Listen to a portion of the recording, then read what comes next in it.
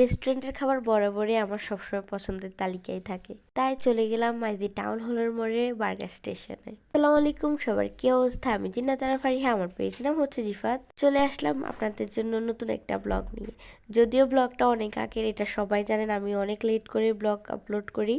প্রথমে আমরা যাওয়াতে আমাদেরকে কমপ্লিমেন্টারি এই চিপসগুলা আর সসটা দেওয়া হয়। সসটা অনেক ভালো লাগছে। আর এখানে আমার ভয়েস অন্যরকম শোনা যেতে পারে, কারণ আমার গলা ভাঙা, আমার ঠান্ডা লাগছে এই কারণে। আচ্ছা যাই হোক, বসে বসে আমরা চিপসগুলা খাচ্ছিলাম। অনেক ভিড় ছিল। আসলে যেদিন বার্গার স্টেশন ওপেন হয় সেদিনও আমি গেছিলাম, কিন্তু ঢুকতে পারি না, এত এত বেশি ভিড় ছিল। তো ওই দিন গিয়েছিলাম। প্রথমে আমরা নাচোস অর্ডার করি।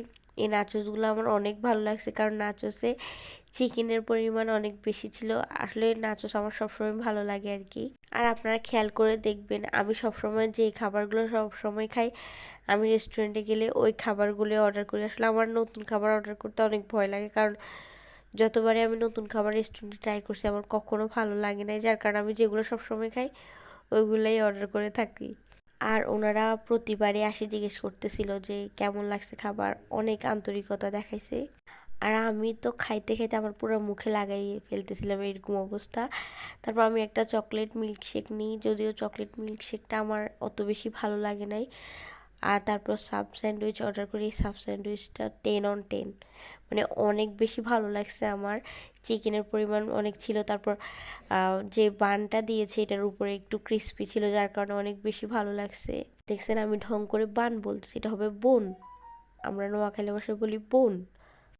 আমি আসলে সবসময় যেভাবে কথা বলি ওইভাবেই কথা বলতেছি। একটু ঢং করে কথা বলতে গেলে আমি নিজের ভুল নিজেই ধরাই দিই, আমাকে কেউ ভুল ধরাই দিতে হবে না। আচ্ছা যাই হোক, তারপর আমরা দুজনে বিলটা পে করে কিছুক্ষণ বসে ছবি টবি তুললাম। ছবি টবি তুলে আমরা নিচে চলে যাই। যে ওনাদের মিষ্টির অনেক অনেক অনেক আইটেম আছে। তারপর ওইখানে বার্গার, ক্রোজন, মানে অনেক আইটেম পাওয়া যায়।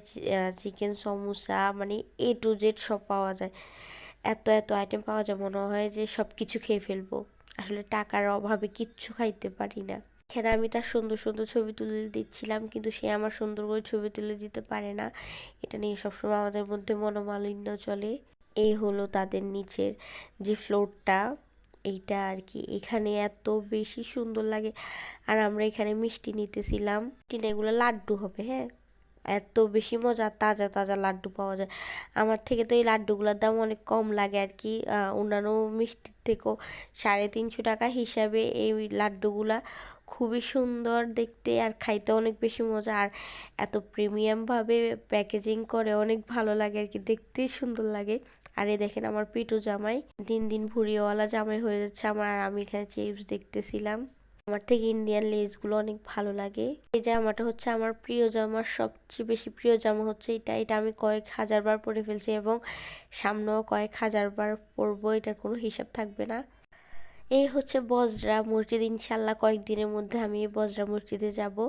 সবাই ভালো থাকবেন, আমার ভুল ত্রুটি হলে ক্ষমা সুন্দর দৃষ্টিতে দেখবেন। আর ভিডিওটা ভালো লাগলে অবশ্যই জানাবেন। আল্লাহ হাফেজ।